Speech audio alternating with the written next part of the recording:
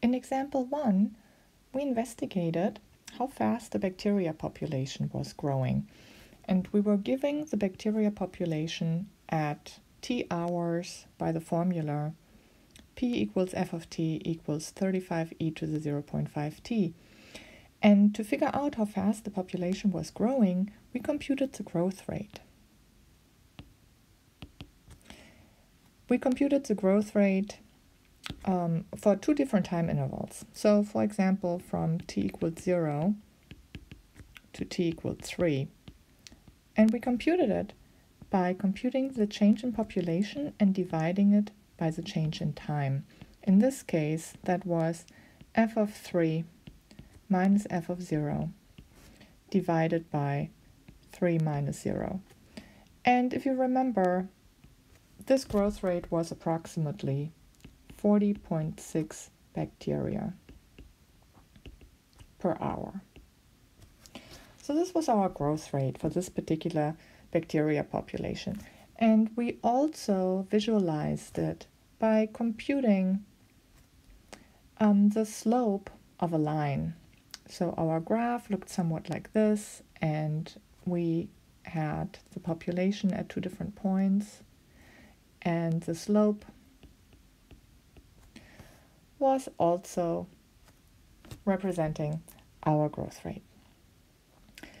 Now, we can generalize this idea of a growth rate, and that's what we are doing in our definition right here.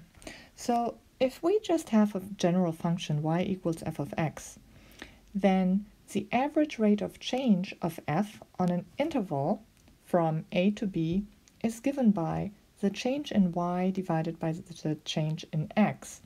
And we can compute it as f of b minus f of a divided by b minus a.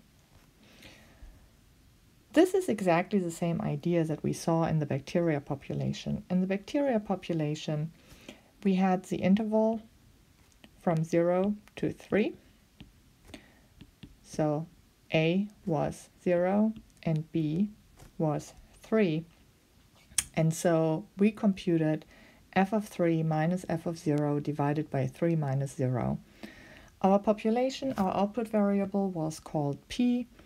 In our definition, we are just using a generic y to represent the output variable of our function. The input variable for our bacteria population was time. In our general definition, we are just using x as our input variable, but otherwise it's exactly the same idea. And so when we are talking about this general situation where we have y is equal to f of x, we are calling the growth rate the average rate of change of our function f. And graphically, we can also represent this average rate of change as a slope of a line, and this line we call the secant line. So if we just have a generic function, I'm going to draw another one over here with input variable x and output variable y. And so my function may look like this right here. Somewhere I have input a and another input b.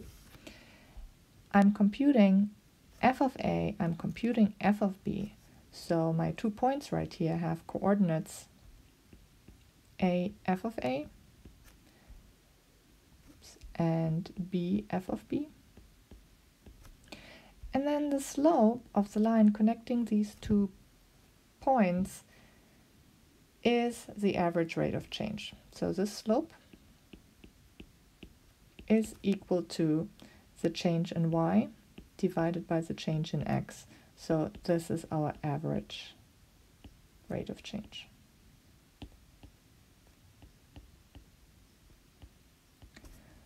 A line connecting 2 points on a graph is often called secant line. So that is what the name of this line in our definition.